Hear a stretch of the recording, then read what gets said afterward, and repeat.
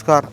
मी केवल महावीर कोगनोळे, राहणार शिर्टी, तालुका शिरोळ, जिल्हा कोल्हापूर.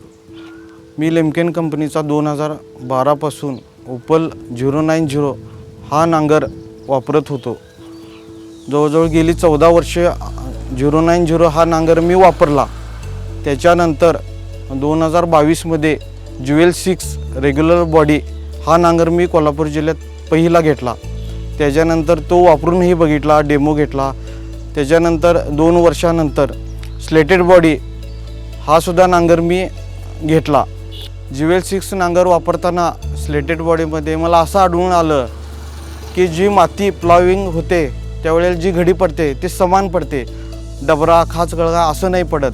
आणि जो पडणारा तास आहे त्या तासमध्ये जो मातीचा हेंटा आहे तो नाही पडत. तास पूर्णपणे रिकामा राहिल्यामुळे जो ट्रॅक्टरचा चाक जातो ते पूर्णपणे डीप धरून एक गेल्यामुळे जो नांगरट होणार आहे तो समान डीपनं काम करतो.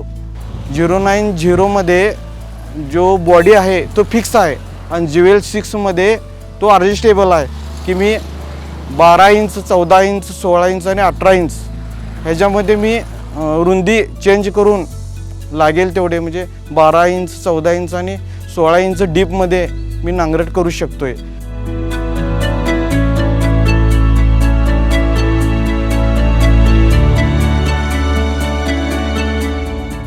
याच्यामध्ये स्लेटेड बॉडीमध्ये फाळासनी वसन लागत नाही.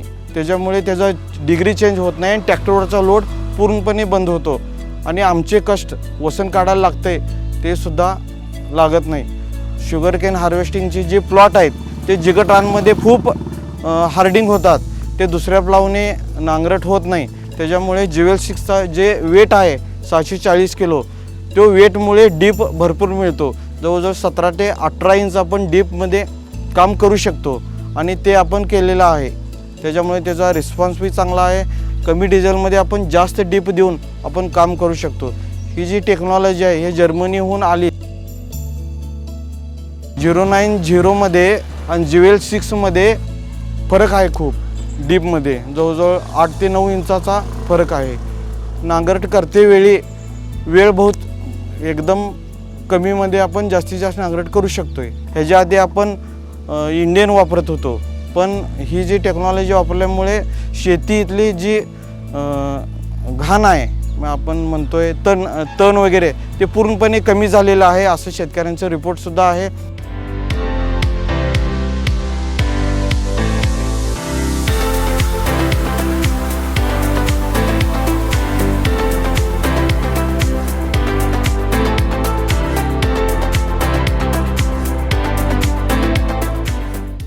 फक्त लिमकेनच.